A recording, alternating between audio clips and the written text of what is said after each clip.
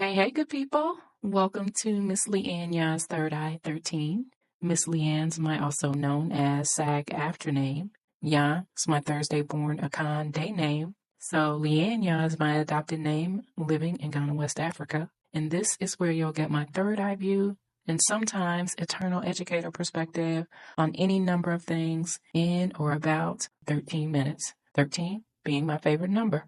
So again, welcome in. Welcome in again for part 2 of my conversation with Adwoa Yeboah Davis. And as with every guest, I dive in on how or if she vibes with my belief and my mission to educate everyone who will listen that the divine is born within and that this human experience is for a divine purpose. And honestly, I was a bit cautious of this part of our conversation at first, based on our pre-production chat, but I'll just share that I was reminded of the power of language, the meaning of words. I also now have an understanding that spirituality could be defined as religion for some. So basically, I count this one a win, getting me closer to my goal of being a global educator.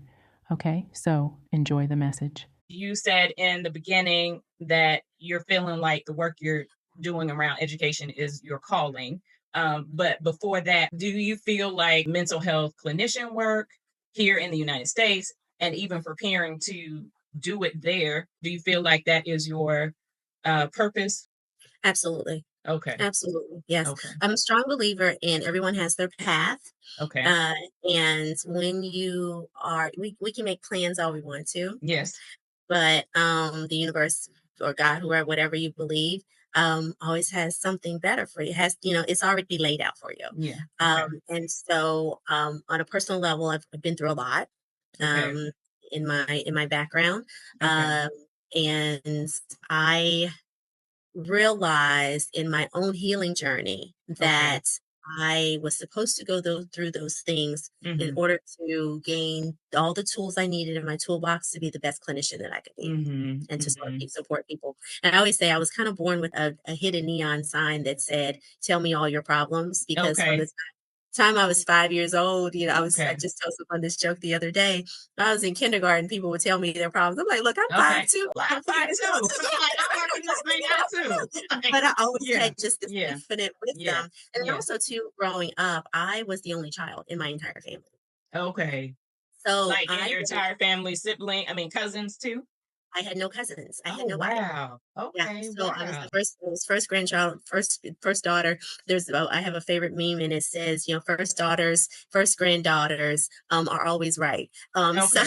Okay. it's because Okay. we're, as women, as girl Mhm. children, we Mhm. are given this burden by Mhm. society that we are Mhm. supposed to be caretakers from the time we come out of the womb.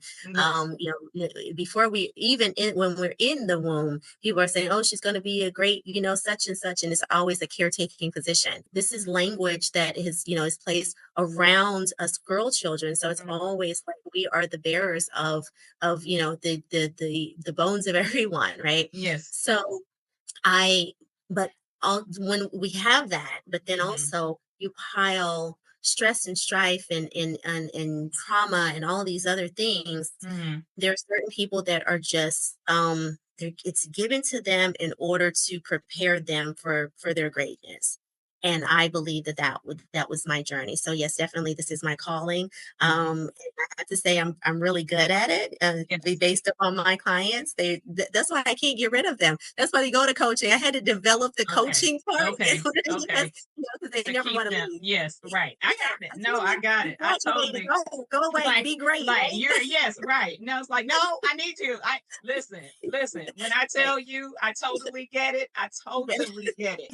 Anyway, so but okay, going back to your comparing my background to your background in summer camp for me as a teenager, I worked one-on-one with a special needs child. And who was just a couple of years younger in age, but a lot more dependent in ability. And so I think by not doing that, it was a natural progression to become a special education teacher. And in that position is where I came to understand that one of my callings in life is to be an educator, and not just giving information, but giving it in a way that helps them to then be able to teach it to someone else. Because that's my philosophy, is that the cycle of education is not complete until the student can become the teacher. Oh, absolutely. Yeah, but I did want to also ask you, you mentioned your belief around the universe or God having a plan for you that's greater than you can even plan for yourself. So around that, because you also said before about being there in Ghana, the Ghanaian culture, there's a large dependence on religious structure, you know, whether it's Christianity or Islam. There's a lot, and I know that to be true. So how does your belief inform how you assist them? Right. Yeah. I wanted to say, you know, by me being an only child, I had the opportunity to be around all of my elders. So Okay. I had grandparents, great grandparents, Okay. and all of my great aunts I was around. Okay. So I sat at the feet of all of these elders where all of my wisdom comes from. Yes. I believe that everything we need, all of the wisdom, all of the education is all around us. People look too much to something outwardly out of this world.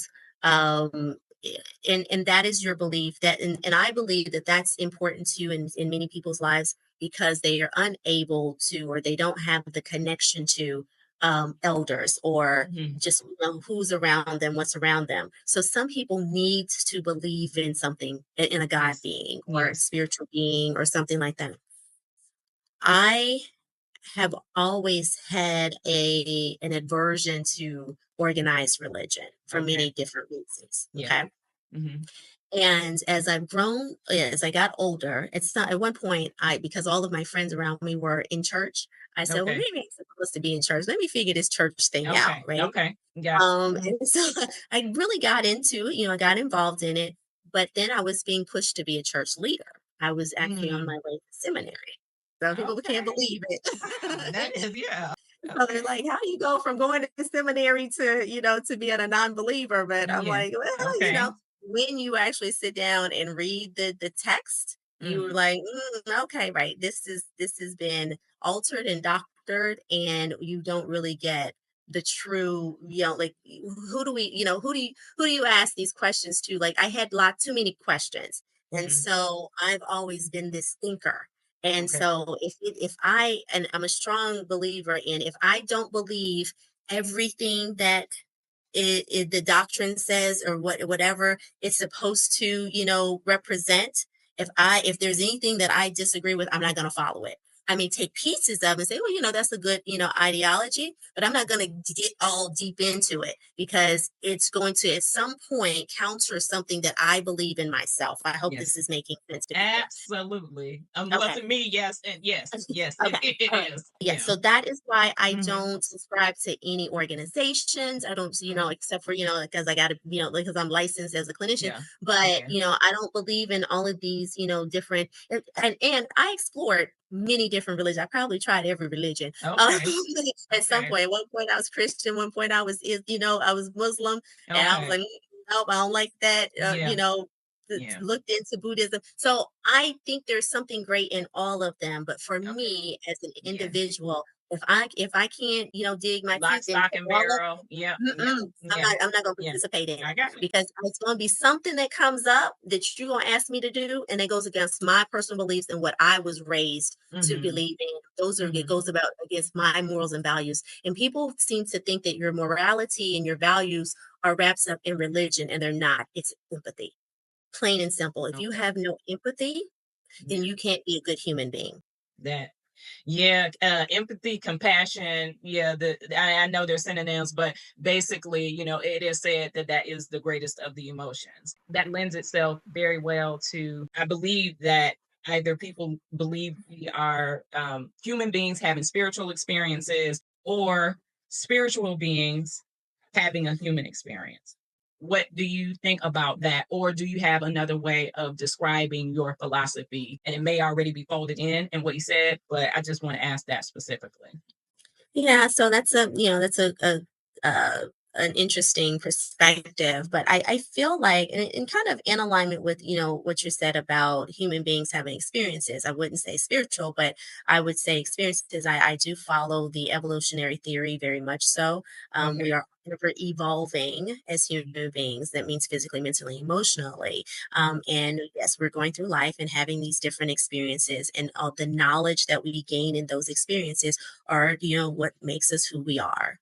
And so, and as I spoke earlier about, all of the knowledge that I gained from my ancestors, now ancestors, Yeah. being around those different minds and energies in energy exchange, I believe, is what we experience, that that creates who we are as individuals.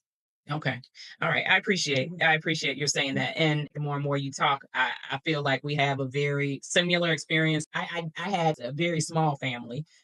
So I only really had well, that's not true. I didn't just have my granny, but my granny, I was always sitting at her feet. Her wisdom just sort of poured over me. Yeah. So Yeah, yeah, yeah, and it's real. So definitely. I was an old lady when I was yes, 5, as I yes, said. yes, yes, yes. There, there. You're like, I'm in kindergarten too. How am I gonna help you? What am I doing? Yes, yes. And so, Right. and the thing But is somehow I that always had the answers, though. I don't yes, know. yes, Somehow I always I had the believe answers. it. I believe it, and it's so funny because as a teacher, I taught for a long time, and as a teacher, Mhm, I would always be able to spot those children, and mhm. usually, Okay. usually it was because they had some sort of cross to bear.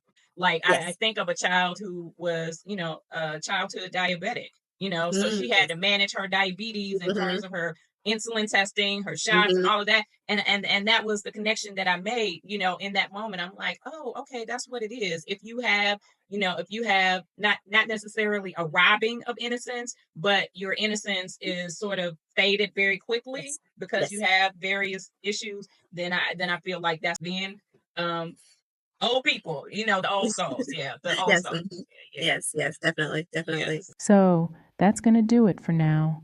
Thank you so much for checking us out, and I ask that you like the video, subscribe to the channel, and click that notification bell for notice of the last part of our conversation on July 13th, please, and thanks a bunch. And I affirm now that you will check us out then as well, and I release that to the source to be done. And so it is, Amen and Ashe. And as usual, I'll close with Namaste, meaning the light within me honors the light within you. So until next time, be good, take good care, and namaste, good people.